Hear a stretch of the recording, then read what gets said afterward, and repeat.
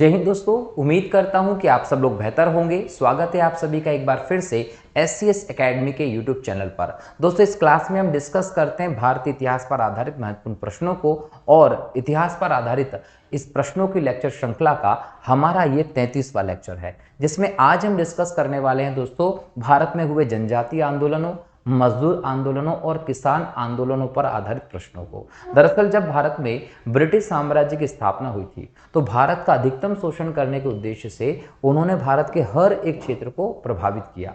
जनजातीय क्षेत्रों में जब प्रवेश किया तो जनजातीय लोगों के अधिकारों का भक्षण किया, जिस वजह से जनजातीय आंदोलन हुए।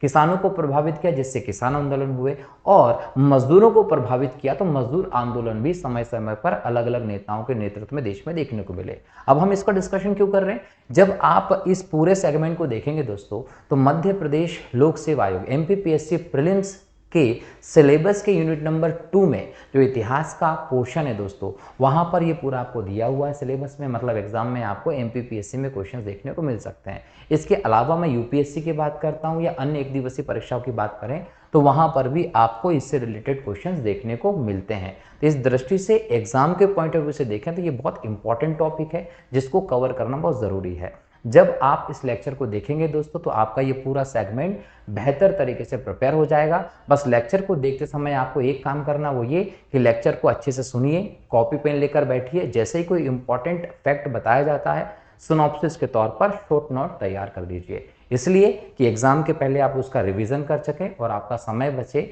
एग्जाम में पेपर अच्छा जाए। क्लियर? तो चलिए शुरू करते हैं आज के इस लेक्चर को, जिसमें आज का आपका पहला प्रश्न है दोस्तों, 1888 में अरविपुरम केरल में किसने अरविपुरम आंदोलन चलाया था? याद रखिएगा, श्री नारायण गुरुजी ने केरल में ये आंदोलन चलाया था। कब? 1888 में।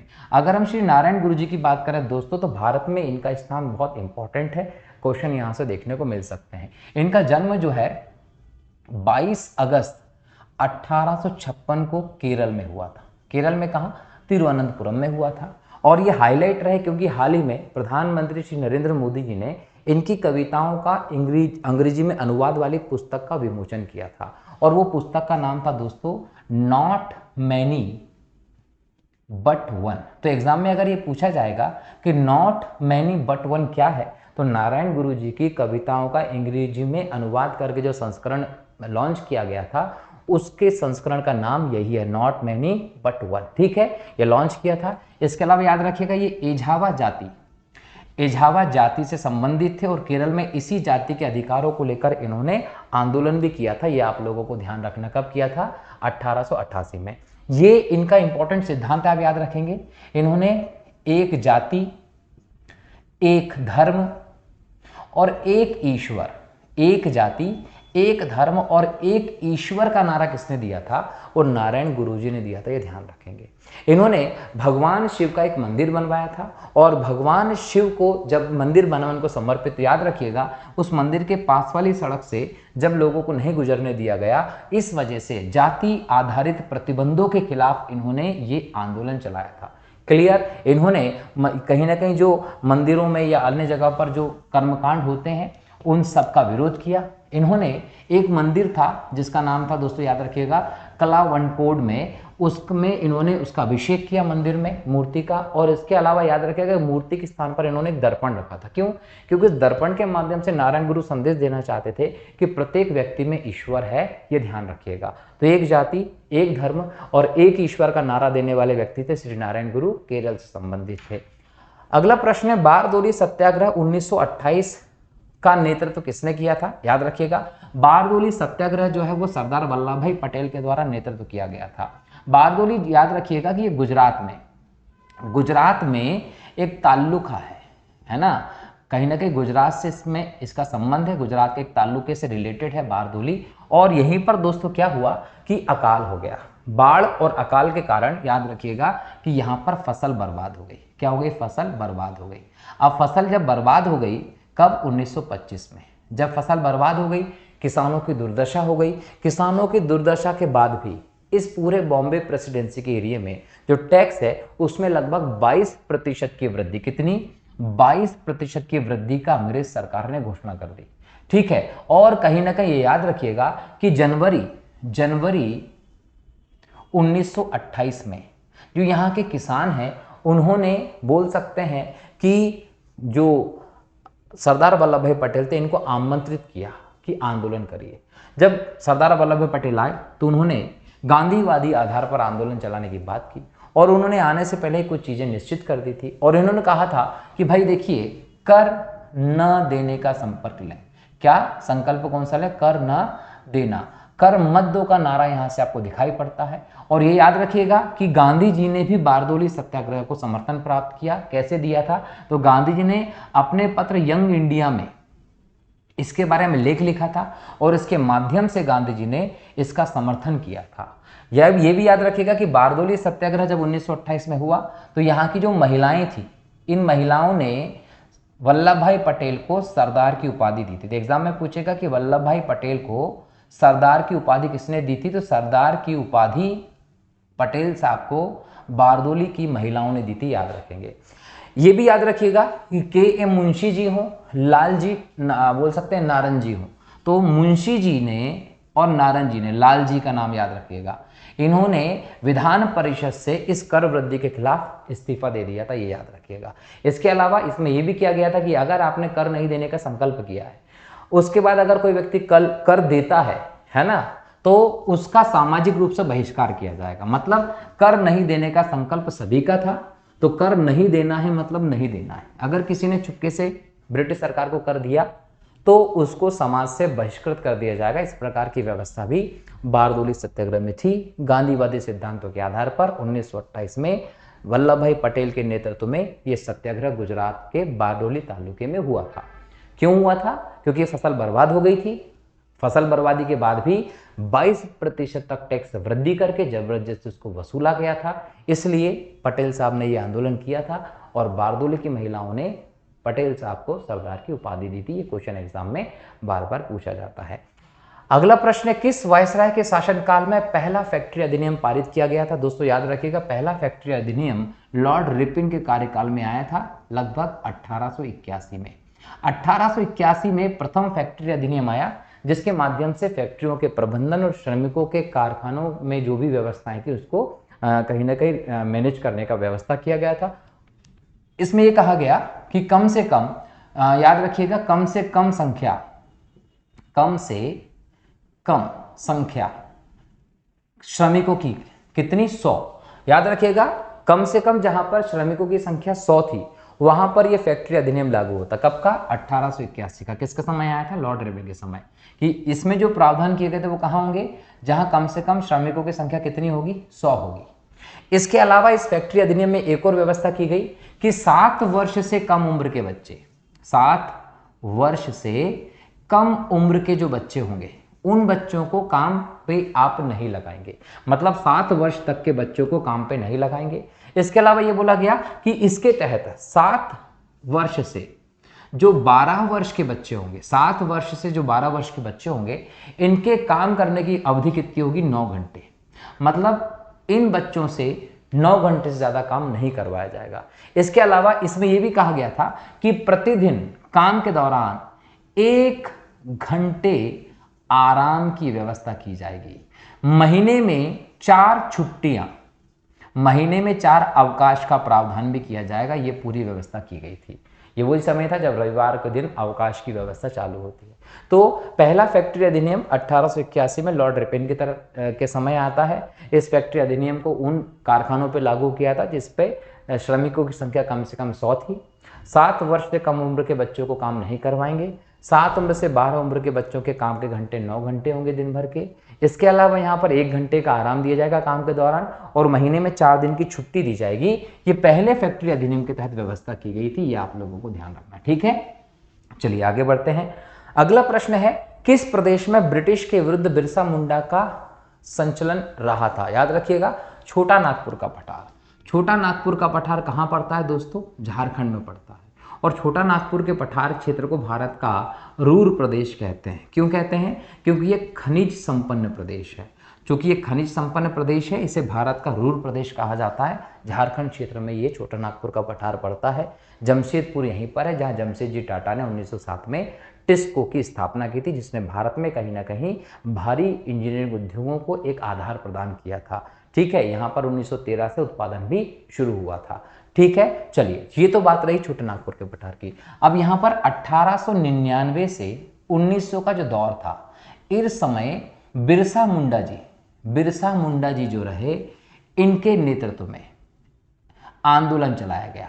अब चूंकि इसको नेतृत्व कौन दे रहा था, बिरसा मुंडा नेतृत्व दे रहे थे, इसलिए इस आंदोलन का नाम पड़ा मुंडा विद्रोह। तो मुंडा विद्रोह कब होता है, 1899 में। आ गई बात समझ में। इसके अलावा याद रखिएगा, इसको क्या बोलते हैं, उलगुलान। क्या बोला जाता है इसको उलगुलान कहा जाता है। तो उलगुलान किसको कहा गया, मुंडा विद्रोह को उलगुलान भी कहा गया था, ये आप लोगों को ध्यान रखना है। इस क्षेत्र का ये सबसे चर्चित विद्रोह रहा था, मुंडा जनजाति का विद्रोह रहा था। क्यों विद्रोह रहा था, क्योंकि इनकी जो पारंपरिक व्यवस्था थी, पारंपरिक व्यवस्था जो थी, उस व्यवस्था में कहीं ना कहीं जमींदारी व्यवस्था में बदल दिया गया। किस में बदल दिया गया, जमींदारी में बदल दिया गया। इनकी जो बदल दिया गया किसमें, इनकी जो पारंपरिक व्यवस्था थी भू राजस्व की, भूमि की, उसको जमींदारी व्यवस्था में बदल दिया गया। इनकी पारंपरिक व्यवस्था को क्या बोलते थे, उसको बोलते थे खूंट कटी। ये खूंट कटी जो इनकी पारंपरिक व्यवस्था थी, उसको अंग्रेजों ने जमींदारी में बदल दिया। जमींदारों के द्वारा बहुत बड़े स्तर पर यहाँ पर जनजातीय लोगों का शोषण हुआ, जो कहीं ना कहीं ब्रिटिश नीति पर आधारित था। फल ये हुआ कि बिरसा मुंडा जी के नेतृत्व में सभी ने यहाँ पर विद्रोह कर दिया, और इस विद्रोह के बाद अंग्रेजों को बहुत भारी कीमत चुकानी पड़ी थी, ध्यान रखेंगे। मुंडा विद्रोह में बिरसा मुंडा जी का जो योगदान रहा दोस्तों, बहुत इंपॉर्टेंट रहा।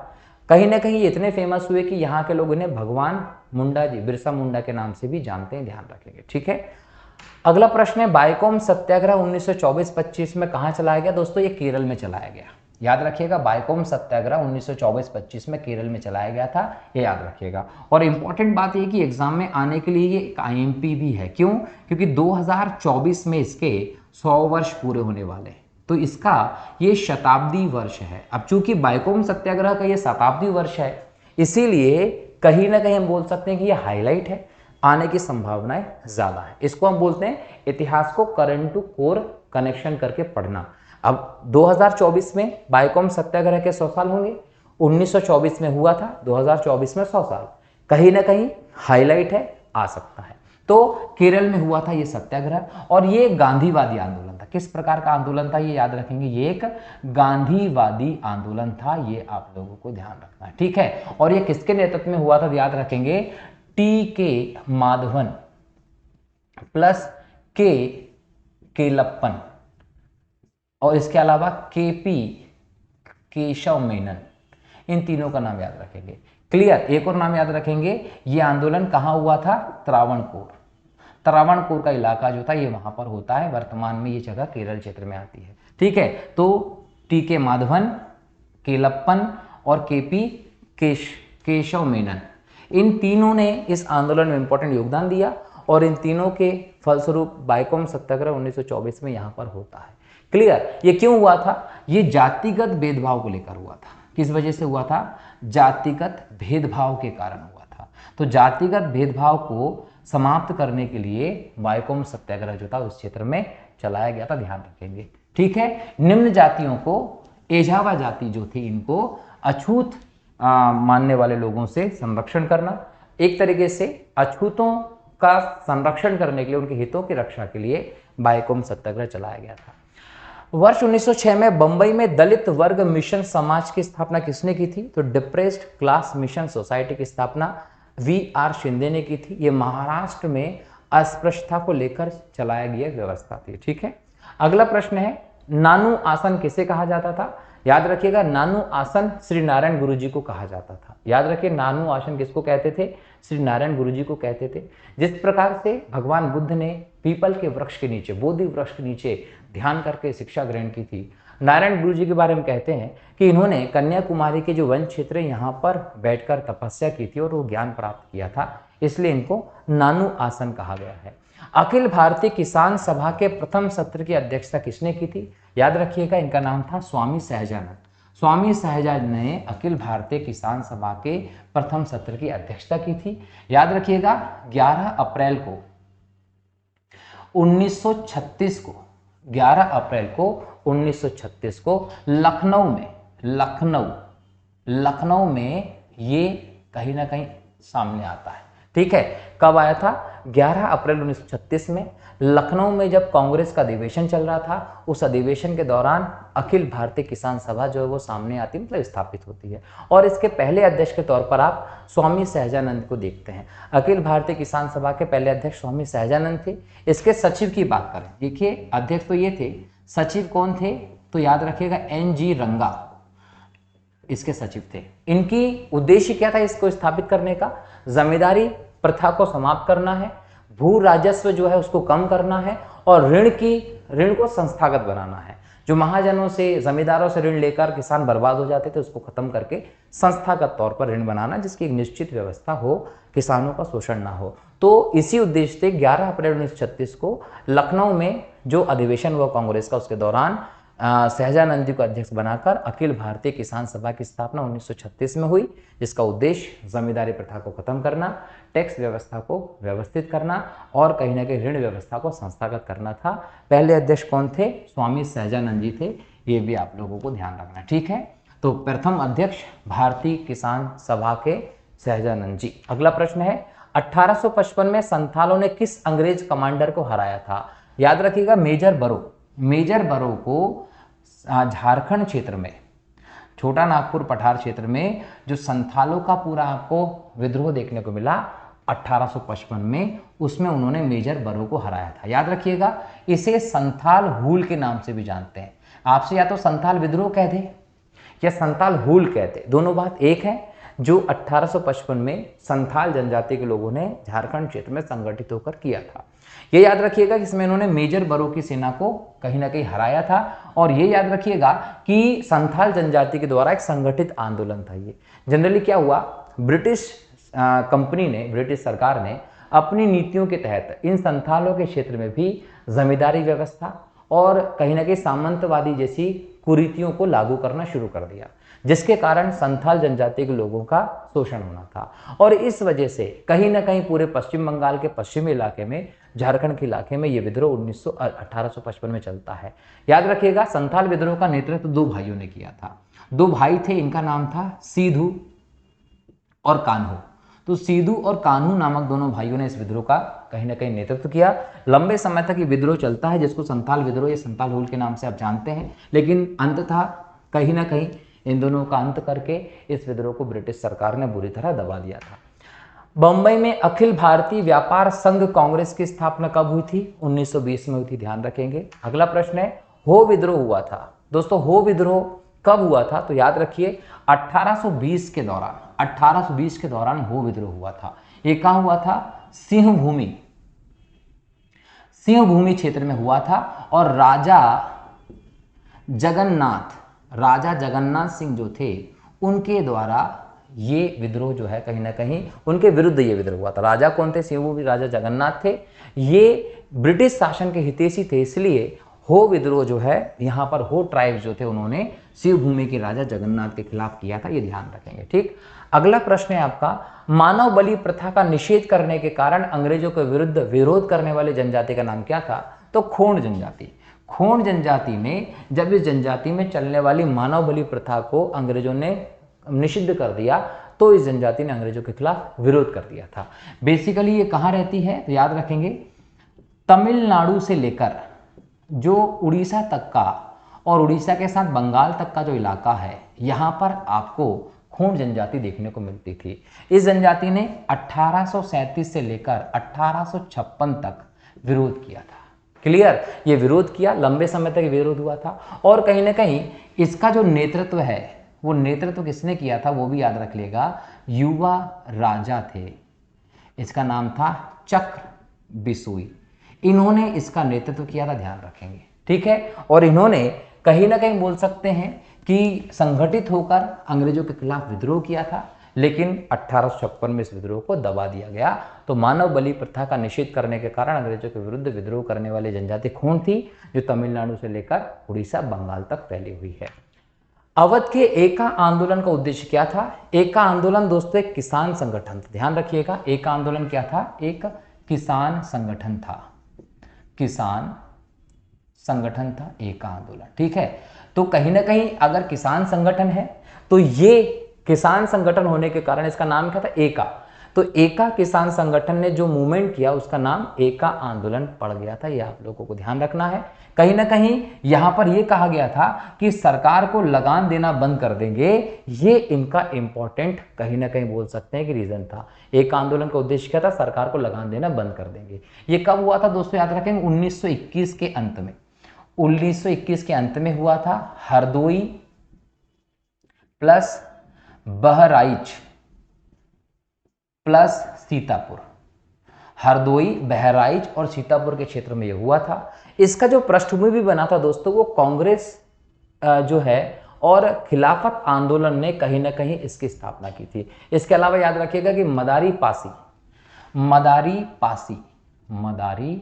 पासी जो थे इसके नेता के तौर पर काम करते हैं। ठीक है, तो मदारी पासी ने इसके नेता के तौर पर काम किया था और कहीं ना कहीं ये इन्होंने जो भूमि और इस पर जो किराया यहाँ पर था वो 50% से ज़्यादा था। इस कारण से कहीं ना कहीं इन्होंने सरकार को लगान न देने के लिए ये आंदोलन शुरू किया था। नाई धोबी बंद सामाजिक बहिष्कार का एक रूप था जो 1919 में, याद रखिए, नाई धोबी बंद सामाजिक बहिष्कार का एक रूप था जो 1919 में कहाँ हुआ था, किसानों द्वारा प्रतापगढ़ जिले में चलाया गया था। नाई धोबी बंद कब, 1919 में चलाया गया था। ये उत्तर प्रदेश के किसानों के द्वारा चलाया गया था। क्यों? क्योंकि यहाँ पर जो शोषण है वो ज्यादा बढ़ गया था, इसीलिए। अगला प्रश्न है, गांधी जी का चंपारण सत्याग्रह किससे जुड़ा हुआ है? दोस्तों, चंपारण सत्याग्रह तिनकटिया प्रणाली से जुड़ा हुआ है। 10 अप्रैल की बात करें और 1917 में देखें तो 10 अप्रैल 1917 में चंपारण, बिहार, यहां पर यह सत्याग्रह गांधी जी का होता है। और चंपारण सत्याग्रह भारत में गांधी जी का पहला सत्याग्रह, भारत में गांधी जी का प्रथम सत्याग्रह। गांधी का भारत में प्रथम सत्याग्रह कौन सा था? चंपारण सत्याग्रह था, याद रखिएगा। तिनकटिया प्रणाली को लेकर हुआ था। तिनकटिया प्रणाली क्या थी? तो याद रखिएगा कि यूरोप में जो अंग्रेज थे, उन अंग्रेजों ने भारत में बागान खरीद रखे थे। क्या खरीद रखे थे? बागान। मतलब वो क्या बन गए थे? बागान मालिक बन गए थे। और यूरोप में औद्योगिक क्रांति हो गई थी, तो वहां पर कहीं ना कहीं कपड़ा और आदि उद्योग लग चुके थे। अब उसके रंगाई के लिए इनको जरूरत पड़ती थी काय की? कलर की। जब रंगाई के लिए कलर की जरूरत पड़ती थी तो उन्होंने क्या किया, नील जो एक प्राकृतिक रूप से उपजाया जाता था, उसको उपजाने को लेकर जो चंपारण के क्षेत्र के किसान थे उनसे क्या कर लिया, एग्रीमेंट कर लिए। लेकिन बाद में क्या हुआ, जब यूरोप में नए रासायनिक कलर खोज लिए गए, खासकर जर्मनी में, तो ये नील जो है इसका इंपॉर्टेंट घट गया था। अब यहां पर दिक्कत यह हुई कि जो इन्होंने एग्रीमेंट किए थे उसके हिसाब से किसान जो होंगे वो अपनी जमीन के 3/20 भाग पर काय की खेती करेंगे, नील की खेती करेंगे। ये एग्रीमेंट में था कि आपको आपकी जमीन के 3/20 में नील की खेती करना है, इसलिए इसको तिनकटिया कहा गया। तिनकटिया क्यों कहा गया? 3/20 में नील की खेती करेंगे, इसलिए ये करार था। लेकिन जब नवीन रासायनिक कलर की खोज हो गई तो नील की जो इंपॉर्टेंस थी वो कम हो गई। ऐसे में कहीं ना कहीं ये बोल सकते हैं कि बागान मालिकों को नुकसान होने लगे और उन्होंने अपने बागानों को बंद कर दिया। जब बागानों को बंद कर दिया उसके बाद भी उन्होंने जो चंपारण क्षेत्र में नील किसान थे उनका शोषण जारी रखा। उनका शोषण जब जारी रखा तो ऐसी स्थिति में यहां पर किसान बहुत दुखी हो गए। तब लखनऊ में, याद रखिएगा, एक मीटिंग चल रही थी 1917 में। ठीक है, जब यहां मीटिंग चल रही थी तो यहां पर रामचरण शुक्ल नाम के व्यक्ति थे। ठीक है, इनकी मुलाकात किससे हुई? गांधी जी से। सॉरी, राजकुमार शुक्ल जो थे, इनकी गांधी जी से मुलाकात होती है। और गांधी जी से जब इनकी मुलाकात हुई राजकुमार शुक्ल जी की, तो उन्होंने गांधी जी को चंपारण आने का निमंत्रण दिया। अब गांधी जी इनके निमंत्रण पर चंपारण गए, लेकिन वहां पुलिस को पहले से ही पता था, तो पुलिस ने गांधी जी को मेन एरिया में प्रवेश नहीं करने दिया। गांधी जी ने जहां पर थे वहीं पर सत्याग्रह शुरू कर दिया और लंबे समय तक गांधी जी का सत्याग्रह चला। बाद में अंग्रेजों को झुकना पड़ा और अंग्रेजों ने अपनी स्थिति जो थी, मिल मजदूर जो थे उनको झुका दिया और 50% जो करार के पैसे थे वो किसको देने पड़े? जो नील किसान थे उनको चुकाने पड़े थे, बोल सकते हैं कि जो मिल मालिक थे उनको। इस प्रकार से गांधी जी का भारत में पहला सत्याग्रह जो था वो चंपारण सत्याग्रह था और भारत में ये सक्सेसफुल होता है, ये आप लोगों को ध्यान रखना है। ठीक है, क्वेश्चन यहां से ये भी बन सकता है कि गांधी जी किसके बुलाने पर चंपारण गए थे? तो राजकुमार शुक्ल के बुलाने पर गांधी जी चंपारण गए थे। किस चीज के विरोध को लेकर चंपारण सत्याग्रह हुआ था? तिनखटिया प्रणाली। तिनखटिया मतलब 3/20 भाग पर नील की खेती करना पड़ेगा। किसके लिए करना पड़ती थी? बागान मालिकों के लिए करना पड़ती थी। लेकिन बाद में जब रासायनिक कलर खोज लिए गए तो ये नील का जो काम था वो ठप होने लगा। बागान के जो मालिक हैं उनकी जो मिलें हैं वो बंद होती चली गई और इसके कारण किसानों को शोषण बढ़ा। तब जाकर यह आंदोलन गांधी जी ने यहाँ किया था। मोपला आंदोलन 1921 कहाँ हुआ था दोस्तों? तो मोपला आंदोलन का जो संबंध है दोस्तों मालाबार से है। उत्तरी मालाबार जो है ये केरल का इलाका है। यहाँ पर आपको मुस्लिम किसानों की संख्या मिलती है और ये सब के सब जो थे इनको मोपिल्ला कहा गया था। क्या कहा गया था? इनको मोपिल्ला कहा गया था। ठीक है। और ये मलयाली भाषा जो है उस भाषा के अंतर्गत इन किसानों को मोपिल्ला कहा गया था और ये मोपला किसान के नाम से फेमस हुए। और इनके द्वारा जो आंदोलन किया गया वो मोपला आंदोलन किया गया और वास्तव में इसे 1921 में किया गया था और इसे मोपला दंगा भी कहा गया था। ये मोपला दंगा भी था, याद रखिएगा। ये जो मोपला आंदोलन था दोस्तों, ये मोपला किसान थे, मोपला मुसलमानों को कहा गया था, मलयाली भाषा का प्रयोग करते थे और ये एक व्यापारिक समुदाय था। मोपलाओं का जो किसान बोला गया है ये एक व्यापारिक समुदाय था जो मालाबार के तट पर ज्यादा निवास करते थे। तालिबानी मानसिकता की अभिव्यक्ति हमें पहली बार मोपला आंदोलन में ही देखने को मिलती है। इसको हम मोपला दंगा भी कहते हैं। इसमें याद रखिएगा कि इसको बढ़ाने का काम मुस्लिम धर्मगुरुओं का और ब्रिटिश सरकार की नीतियों का कहीं ना कहीं इंपॉर्टेंट रोल रहा। उन्होंने इनकी भावना को और बढ़ा दिया। एक्चुअल में ये आंदोलन तो यहाँ के जमींदारों के खिलाफ, किसके खिलाफ? जमींदारों के खिलाफ चल रहा था। अंग्रेजों के खिलाफ नीतियों के तहत चल रहा था, अंग्रेजों के खिलाफ चल रहा था। लेकिन इसमें जो धर्मगुरुओं के भड़काऊ भाषण हुए उनके कारण इसने एक सांप्रदायिक रूप ले लिया था। कैसा रूप ले लिया था? एक सांप्रदायिक रूप। अब सांप्रदायिक रूप का क्या मतलब है? याद रखिए कि यहां पर एक तरफ कहीं ना कहीं बोल सकते हैं जमींदार थे। अब जमींदार कौन है दोस्तों? हिंदू हैं। जमींदार कौन थे? हिंदू थे। इनको बोलते थे नंबूदिरी ब्राह्मण। ये कौन थे? ये थे जमींदार। ठीक है। और दूसरी तरफ जो किसान थे, किसान बोल लीजिए, रैयत बोल लीजिए, ये कौन थे? ये मुस्लिम थे। तो जो आंदोलन इनके खिलाफ चलने वाला था वो इस परिस्थिति के कारण हिंदू मुसलमान का आंदोलन हो गया। तब जाकर हम इसको कहते हैं मोपला दंगे, क्योंकि इसने यहाँ पर सांप्रदायिक रूप धारण कर लिया था। क्योंकि कुछ जो मुस्लिम धर्मगुरु थे उन्होंने यहाँ पर भड़काऊ भाषण दिया, अंग्रेजों की नीतियाँ यहाँ पर ऐसी रही। तो मोपला जो एक जमींदारों के खिलाफ, उनके शोषण के खिलाफ चलने वाला आंदोलन के तौर पर शुरू हुआ था इस क्षेत्र में, वो एक सांप्रदायिक दंगे के तौर पर दिखाई पड़ता है। ध्यान रखेगा 1921 में मालाबार केरल में हुआ था। अगला प्रश्न है, पागलपंथी विद्रोह वस्तुतः एक विद्रोह था। कहां का था दोस्तों? याद रखेंगे ये गारों का था। ये गारो क्षेत्र में, गारो जनजाति के अंतर्गत किया गया विद्रोह था। अब यहां पर पागलपंथी शब्द को समझिए। पागलपंथी जो है ये एक प्रकार का धार्मिक संगठन था। पागलपंथी क्या है? एक धार्मिक संगठन था। मतलब एक धार्मिक संगठन जिसका नाम पागलपंथी कह दिया गया। इसके संरक्षक जो थे, इसके संरक्षक के तौर पर मजनू शाह जो है वो इसके संरक्षक के तौर पर जाने गए थे। और मजनू शाह जो है दोस्तों, इसी को आप विद्रोह को भड़काने वाले के तौर पर भी जानते हैं। हुआ ये कि बाद में हम देखें तो कंपनी ने प्लस कंपनी के अधीन जो जमींदार व्यवस्था थी, कहीं ना कहीं इन लोगों ने, यहां पर हम बोल सकते हैं कि जब युद्ध जब हुआ तो उस युद्ध के समय जो भी दिक्कतें आई उन सभी खर्चों को पूरा करने के लिए यहां के स्थानीय किसानों पर ज्यादा से ज्यादा कर लगा दिए। जब ज्यादा से ज्यादा कर लगा दिए और उनको कठोरता पूर्वक वसूलने का काम भी किया। किसके लिए?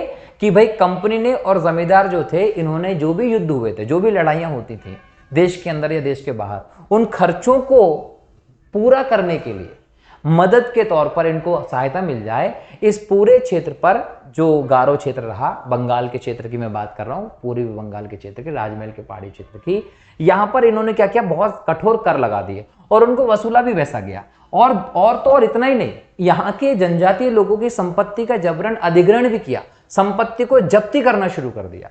अब जैसे ही आप संपत्ति को जब्ती करोगे तो यहाँ के किसान, यहाँ के जनजातीय लोगों को क्या होगा? इन लोगों के बीच में अस्थिरता बढ़ गई। और अस्थिरता जब बढ़ी तो टीपू शाह जो थे उन्होंने इसको नेतृत्व प्रदान किया और जमींदारों और अंग्रेजों के जो भी दमनकारी व्यवस्था थी उसके खिलाफ आंदोलन छेड़ दिया और यह भी कह दिया कि जिस प्रकार से ये जमींदार और कंपनी एक प्रकार से टैक्स वसूल कर रहे हैं हमसे ज्यादा, उसके हम लोग खिलाफ विद्रोह करेंगे और विद्रोह करके संगठित रूप से इन्होंने क्या किया, आंदोलन कर दिया। तो पागलपंथी एक प्रकार से जनजाति से जुड़ा होता है लेकिन इसकी पृष्ठभूमि किसान से संबंधित है, ये भी आप लोगों को ध्यान रखना। क्यों? क्योंकि टीपू शाह जो था दोस्तों, उसने लोगों को कहीं ना कहीं संगठित करके, सभी किसानों को संगठित करके अंग्रेजों के खिलाफ, जमींदारों के खिलाफ यहां विद्रोह किया था। अब चूंकि ये सभी पागलपंथी समुदाय से संबंधित, इसलिए इनका विद्रोह भी पागलपंथी विद्रोह कहलाया था। नील आंदोलन का जमकर समर्थन करने वाले हिंदू पेट्रियट के संपादक कौन थे? याद रखेंगे, हरीशचंद्र मुखर्जी। इन्होंने नील आंदोलन का जमकर समर्थन किया था। याद रखिएगा, नील आंदोलन क्या था? ये एक किसान आंदोलन था। नील आंदोलन एक किसान आंदोलन था, ये आप लोगों को ध्यान रखना है। कब हुआ था? 1859 में हुआ था। और कहां हुआ था? बंगाल में। बंगाल में कहां हुआ था? बंगाल के नादिया जिले में हुआ था और नील किसानों के द्वारा यह आंदोलन किया गया था, इसलिए इसको नील आंदोलन कहा गया था। क्या हुआ था कि जो हमारे यहां पर कई सारे नील के कारखाने थे, जो यूरोप में कारखाने थे, उनके लिए नील उगाने का जो दायित्व था, वो दायित्व यहां के किसानों को दिया गया था। जब जबरदस्ती उनसे इस नील उगाने की बात की गई तो नील किसानों ने इसका विरोध कर दिया और विरोध जो किया वो विष्णुचरण विश्वास और दिगंबर विश्वास के द्वारा किया गया। दिगंबर विश्वास और विष्णुचरण विश्वास के द्वारा यह विरोध किया गया था, इनके नेतृत्व में यह विरोध किया गया था। और कहीं ना कहीं ये नील आंदोलन बहुत व्यापक तौर पर यह चलता है। 1860 की जब मैं बात करता हूं तो एक नाटक आता जिसका नाम था नील दर्पण। नील दर्पण जो है वो दीन बंधु मित्र के द्वारा लिखा गया था। इसमें इसी नील विद्रोह के बारे में बात की गई थी, ये आप लोगों को ध्यान रखना है। तो दीन बंधु मित्र ने अपने नील दर्पण जो है, इस नील दर्पण नाटक में इसी नील विद्रोह के बारे में बताया था जो 1859 में बंगाल के नादिया जिले में हुआ था। 1930 के दशक में विभिन्न भागों में भिन्न भिन्न नेताओं द्वारा किसान आंदोलन चलाए गए थे। उन्हें उनके प्रभाव क्षेत्र से सम्मिलित कीजिए। एक तरफ नेता दिए गए हैं, एक तरफ आंदोलन दिए गए हैं और उसके आधार पर कूट आपको पहचानना है। तो यहां पर सहजानंद सरस्वती द्वारा क्या किया गया था दोस्तों? याद रखेंगे कि सहजानंद सरस्वती द्वारा जो चलाया गया था वो किया गया था, यहां पर ध्यान रखना है आप लोगों को, बिहार क्षेत्र में। खान अब्दुल गफ्फार खान ने कहां चलाया था दोस्तों? तो याद रखेंगे, उत्तर पश्चिमी सीमा प्रांत पर। स्वामी रामानंद ने कहां चलाया था? ये हैदराबाद में चलाया था। और अब्दुल हमीद खान ने कहां चलाया था? दक्षिणी असम में चलाया था। तो पहले ए का क्या है? चौथा। तो ए का चौथा। बी का क्या लगाया? तीसरा। तो बी का क्या लगाया? तीसरा। सी का क्या लगाया? पहला। तो सी का क्या लगाया? पहला। और डी का क्या लगाया? दूसरा। तो डी का लगाया दूसरा। ऑप्शन नंबर बी आपका सही हो जाएगा। इनके नाम के साथ क्षेत्र याद रख लीजिएगा कि सहजानंद सरस्वती ने बिहार में चलाया था, खान अब्दुल जो गफ्फार थे इन्होंने कहां चलाया था? उत्तर पश्चिमी सीमा प्रांत पर। स्वामी रामानंद ने हैदराबाद में और अब्दुल हमीद खान ने दक्षिणी असम में चलाया था। ठीक है। जस्टिस पार्टी आंदोलन मद्रास से कौन संबंधित नहीं है दोस्तों? याद रखेंगे, ज्योतिबा फूले का संबंध इससे नहीं है। बाकी सीएन मुदालियर का संबंध है, टीएम नायर का संबंध है और त्यागराज चेट्टी, ये तीनों के तीनों जो हैं वो जस्टिस पार्टी आंदोलन से संबंधित है जो 1916 में मद्रास में स्थापित की गई थी। और ये भी याद रखिएगा कि ये जो शुरू की गई थी ये जाति आधारित आंदोलन को संचालित करने के लिए एक संस्था के तौर पर तैयार की गई थी। मतलब जो जाति आधारित आंदोलन चल रहे थे उनको संचालित करने वाली एक संस्था के तौर पर जस्टिस पार्टी जो है इसको 1916 में गठित किया गया था, ध्यान रखेंगे। अगला है द्रविड़ कड़गम। द्रविड़ मुनेत्र कड़गम डीएमके के संस्थापक थे। याद रखिएगा कि यहां पर अन्ना दुरई जो है वो द्रविड़ कड़गम या द्रविड़ मुनेत्र कड़गम पार्टी के संस्थापक थे। ये 1949 में स्थापित की गई थी और इसकी स्थापना द्रविड़ लोगों के प्रतिनिधित्व के तौर पर की गई थी। मतलब ये अन्ना दुरई की द्रविड़ कड़गम, जिसको आप डीएमके के तौर पर जानते हैं, ये द्रविड़ लोगों के प्रतिनिधित्व के लिए शुरू की गई थी। जस्ट हुआ क्या था जनरली कि जस्टिस पार्टी पहले से चल रही थी प्लस इसके साथ द्रविड़ कड़गम ये पहले से चल रही थी। तो इन दोनों में जब मतभेद हो गया तो 1949 में अन्नादुरई ने इस पार्टी डीएमके की स्थापना की थी, ये ध्यान रखेंगे। तो डीएमके कैसे आया? जस्टिस पार्टी और द्रविड़ कड़गम के बीच में विरोध होने के बाद, मतभेद होने के बाद आया। और यह भी याद रखिएगा कि जब आप आज तमिलनाडु की बात करते हैं तो तमिलनाडु के जो सीएम है स्टालिन जी, वो स्टालिन जी जो है वो डीएमके पार्टी के ही हैं। और स्टालिन के बेटे और वहां की सरकार में मंत्री उदयनिधि स्टालिन, उदयनिधि जो है दोस्तों, ये इन्होंने अभी हाल ही में हिंदू धर्म को डेंगू और इनसे तुलना की थी, याद रखिए उसी पार्टी के हैं। और करुणानिधि जो संबंधित है दोस्तों, डीएमके पार्टी से ही संबंधित रहे हैं। ठीक है, सुमेलित कीजिए सूची 1 को सूची 2 से। एक तरफ संस्था दी, एक तरफ संस्थापक दिए हैं। याद रखिए, दलित वर्ग मिशन समाज की स्थापना 1906 में शिंदे जी ने की थी। बहुजन समाज 1910 में मुकुंदराव पाटिल ने स्थापित किया। दलित वर्ग कल्याण संस्थान 1924 में बीआर अंबेडकर ने स्थापित किया। अखिल भारतीय अस्पृश्यता निवारक संघ जो है महात्मा गांधी जी ने स्थापित किया था। इसको हरिजन सेवक समाज भी कहा गया 1932 में। ठीक है, अगला प्रश्न है, चंपारण सत्याग्रह के लिए गांधी जी किसके बुलावे पर बिहार गए थे? याद रखिएगा, राजकुमार शुक्ल जी 1916 में लखनऊ में, याद रखिएगा 1917 याद रखिएगा 1917 में राजकुमार शुक्ल जी 1917 में कहा? लखनऊ में। लखनऊ में गांधी से मिलते हैं और गांधी से मिले, उसके बाद इन्होंने यहीं पर गांधी जी को चंपारण आने का न्योता दे दिया। गांधी जी ने पूछा क्यों आना है? बोले चंपारण जो है यहां पर किसानों की समस्या है। किसकी समस्या है? किसानों की समस्या है। बोले किसानों की क्या समस्या है? बोले किसानों की समस्या है 3 कठिया प्रणाली। बोले 3 कठिया प्रणाली कैसी?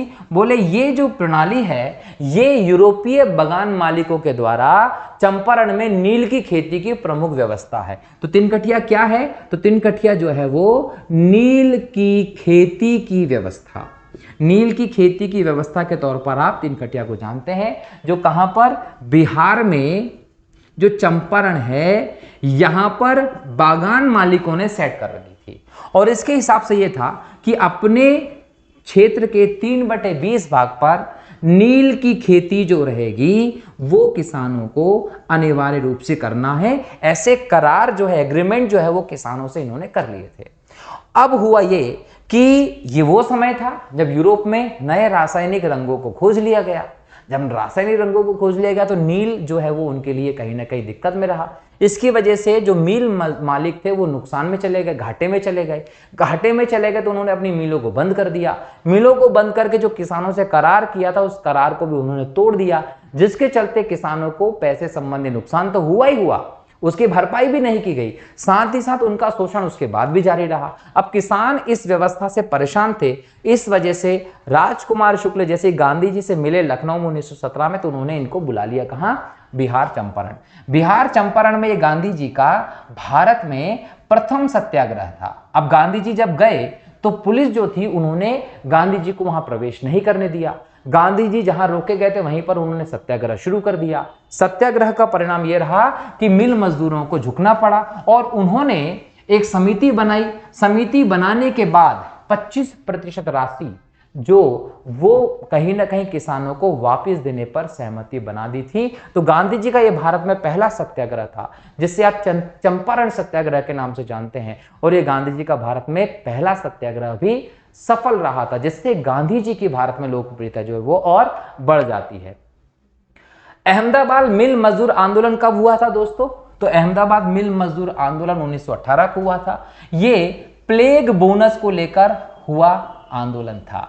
इसके लिए भी गांधी जी गए थे और गांधी ने इसके लिए भारत में अपनी पहली भूख हड़ताल भी की थी। याद रखिएगा, क्वेश्चन पूछेगा भारत में गांधी ने अपनी पहली भूख हड़ताल कब की थी? 1918 में अहमदाबाद मिल मजदूर आंदोलन को लेकर की थी। हुआ यह था कि प्रथम विश्व युद्ध चला, उसके पहले प्लेग फैला था। अब प्लेग के समय बोनस की व्यवस्था थी। जब प्रथम विश्व युद्ध चला तो महंगाई बहुत ज्यादा बढ़ गई। महंगाई बहुत ज्यादा बढ़ गई तो उससे जो मुद्रा स्फीति थी उससे निजात पाने के लिए यहां मिल मजदूरों ने, श्रमिकों ने 50% वेतन वृद्धि का मिल मालिकों से अनुरोध किया। मिल मालिकों ने कहा कि भाई हम केवल 20% ही वेतन वृद्धि कर सकते हैं। लेकिन मिल मजदूरों की मानना था कि 50% लेंगे।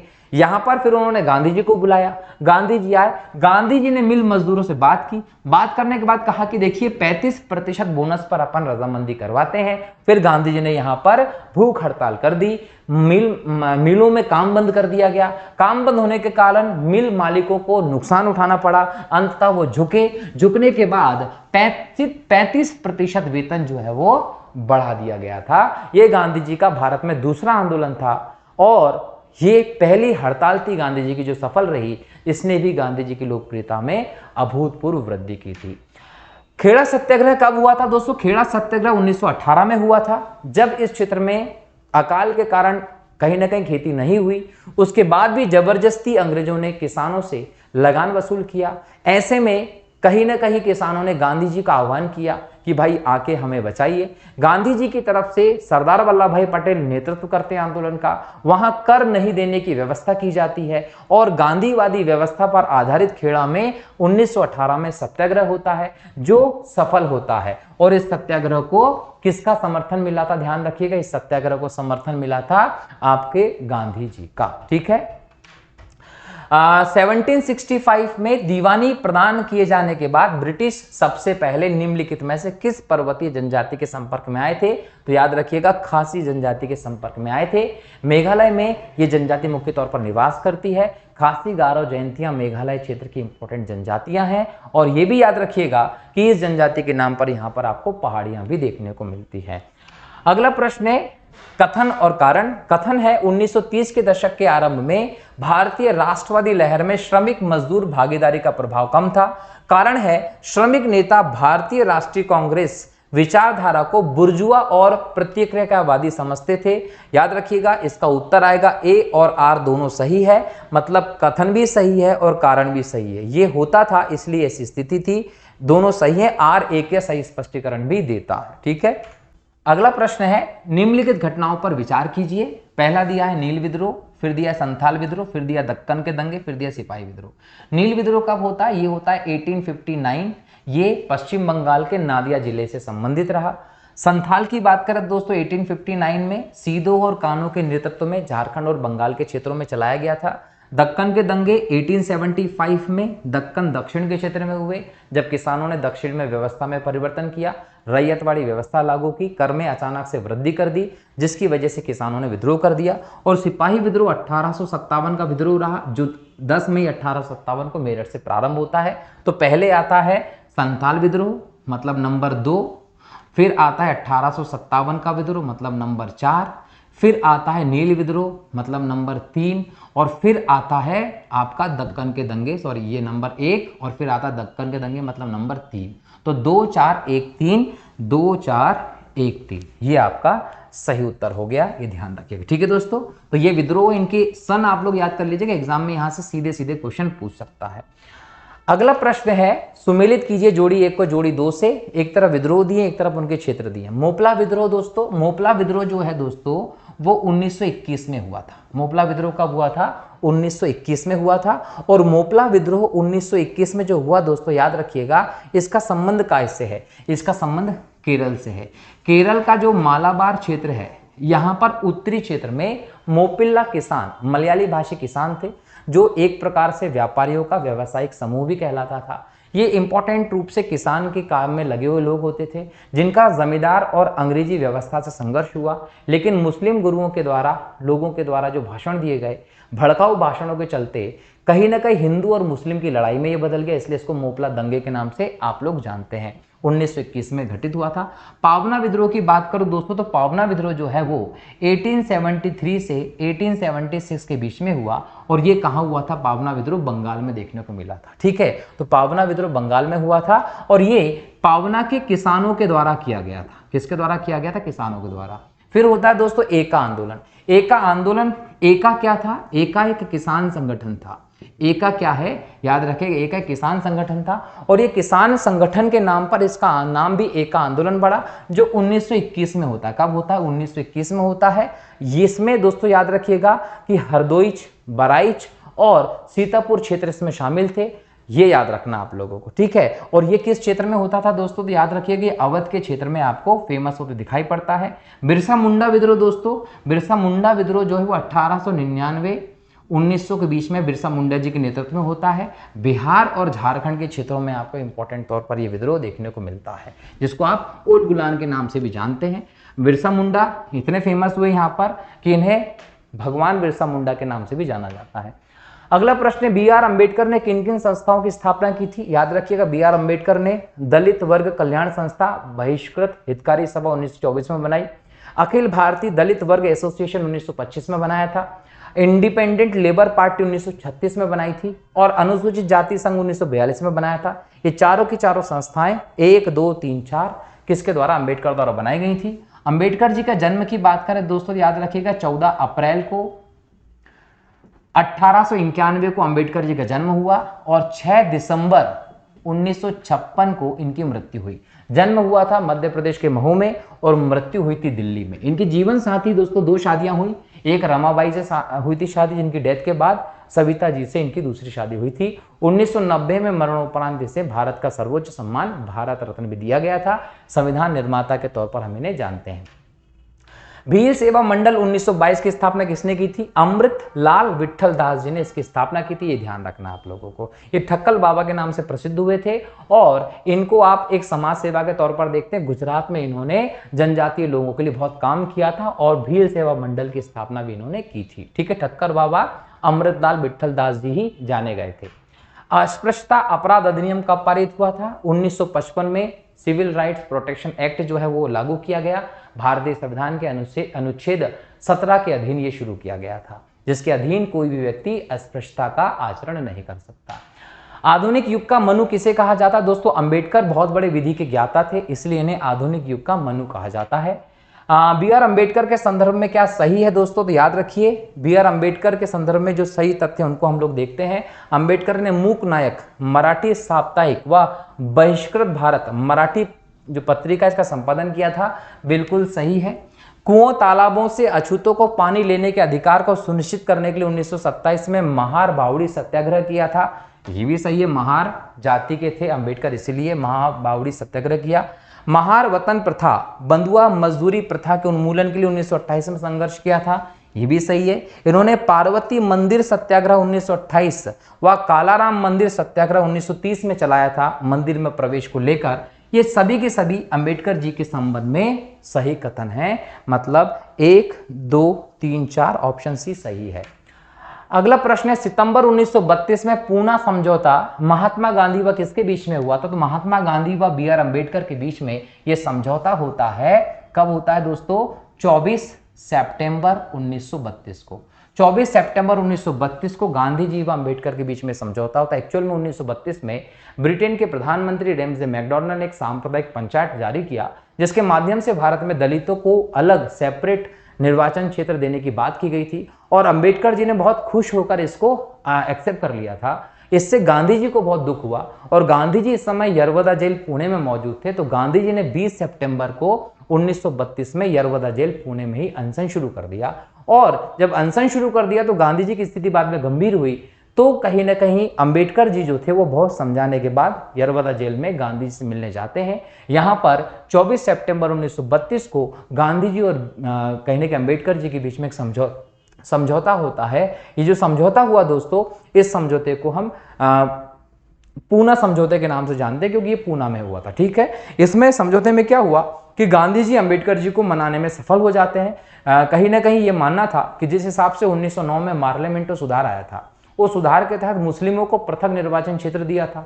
उसके बाद से किस प्रकार से अलगाववादी व्यवस्था हिंदू और मुसलमानों में बढ़ी, उसका परिणाम कहीं ना कहीं भारत के राष्ट्रीय आंदोलन पे हुआ।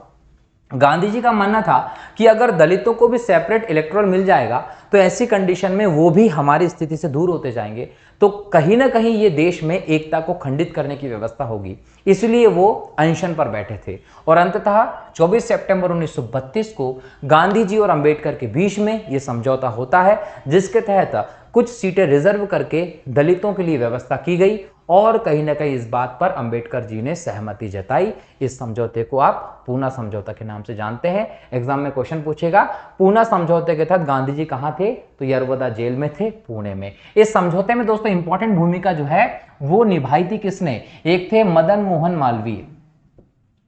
मदन मोहन मालवीय ने इंपॉर्टेंट भूमिका निभाई थी। पुरुषोत्तम दास ने इंपॉर्टेंट भूमिका निभाई थी। राजेंद्र प्रसाद, इनका भी इंपॉर्टेंट रोल रहा था।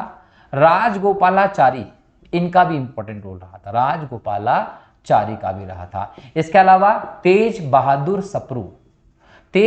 सप्रू का भी इंपॉर्टेंट रोल रहा था। घनश्याम दास बिड़ला का नाम भी आप इसमें ले सकते हैं। इन सभी के प्रयासों से गांधी जी और अंबेडकर के बीच में यह सहमति बन पाई थी। अगला प्रश्न है, बी आर अंबेडकर के संबंध में क्या सही है। मोहम्मद अली जिन्ना ने जब 22 दिसंबर 1939 को मुक्ति दिवस मनाया था तो अंबेडकर उसमें शामिल थे, बिल्कुल सही है। मुक्ति दिवस में अंबेडकर जी शामिल थे। मुक्ति दिवस जिन्ना ने कब बनाया था, 22 दिसंबर 1939 को। अंबेडकर ने भारत छोड़ो आंदोलन 1942 के समय जब महात्मा गांधी ने करो या मरो का नारा दिया तो अंबेडकर ने इस कदम को बेवकूफी का कदम माना और कहा कि इस आंदोलन को चलाने वाले के पास राजनीतिक परिपक्वता का अभाव है। यह भी अंबेडकर जी ने कहा था। अंबेडकर नेहरू मंत्रिमंडल में कानून मंत्री बने, किंतु हिंदू कोड बिल के मुद्दे पर नेहरू पटेल के मतभेद हो जाने से त्यागपत्र दे दिया, यह भी बिल्कुल सही है। और अंबेडकर अपने मरने के समय 1956 में बौद्ध धर्म से दीक्षित हुए थे, यह भी सही है। इसका मतलब 1, 2, 3, 4 चारों ऑप्शन सही हैं। सुमिलित करिए, एक तरफ आदिवासी विद्रोह दिए हैं, एक तरफ उनके नेता दिए हैं। कोल विद्रोह छोटा नागपुर क्षेत्र में हुआ था 1820 से 27 में, बुद्धू भगत ने नेतृत्व किया था। रामोसी विद्रोह 1822 में हुआ था, चित्तर सिंह ने इसका नेतृत्व किया था। ये रामोसी विद्रोह जो है ये पूना में होता, महाराष्ट्र में, ठीक है। भूमिज विद्रोह दोस्तों बंगाल से संबंधित है, 1832 में गंगा नारायण ने इसको नेतृत्व दिया था। और संथाल विद्रोह राजमहल क्षेत्र से संबंधित है, सिद्धू और कानू ने इसको नेतृत्व प्रदान किया था, ठीक है। 1855 में संथाल विद्रोह हुआ था। डेट्स के साथ नेताओं के नाम याद कर लीजिएगा, एग्जाम में आते हैं। एक तरफ दिए जनजाति विद्रोह, एक तरफ दिए नेता, जोड़ी मिलाना है। संथाल विद्रोह 1855 सिद्धू व कानू ने नेतृत्व दिया। मुंडा विद्रोह 1899 बिरसा मुंडा ने नेतृत्व दिया। ताना भगत आंदोलन 1914 जात्रा भगत व अन्य लोगों ने नेतृत्व दिया। रंपा विद्रोह 1922 अल्लू सीताराम राजू ने नेतृत्व दिया था। RRR फिल्म जो है वो इसी कैरेक्टर पर बनी हुई है, ये ध्यान रखेंगे। ये सभी विद्रोह अंग्रेजों और जमींदारों के उत्पीड़न के कारण उनके खिलाफ किए गए थे। जनजाति विद्रोह किसान विद्रोह में शामिल है, ध्यान रखेंगे। फिर दिए जनजाति विद्रोह एक तरफ और इधर उनके नेता दिए हैं। अहोम विद्रोह दोस्तों 1828 में गोमधर कुंवर ने किया था।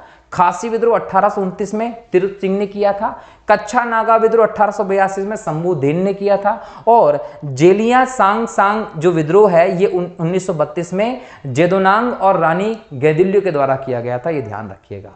अगला प्रश्न है, जेलियांग सांग आंदोलन मणिपुर का था, इसका नेतृत्व गैंडिलियो ने किया था, जिनको नागाओं की रानी किसने कहा था, तो जवाहरलाल नेहरू ने गैंडिलियो को नागाओं की रानी की उपाधि दी थी, याद रखेंगे। ये याद रखिएगा कि गैंडिलियो जो है ये नागालैंड की क्रांतिकारी आंदोलन कहीं ना कहीं चलाने वाली थी, उनको नेतृत्व देने वाली थी।